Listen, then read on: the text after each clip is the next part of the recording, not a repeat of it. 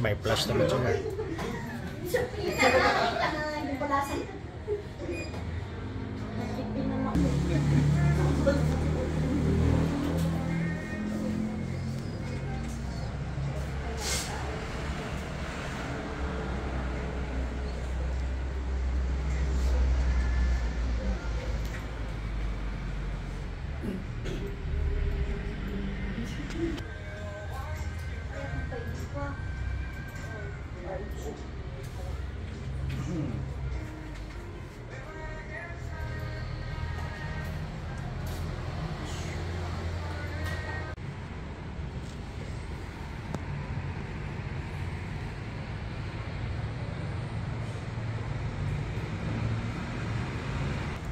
Ayan, ito naman yung kitchen. Siyempre, hindi mawawala yung kitchen every establishment.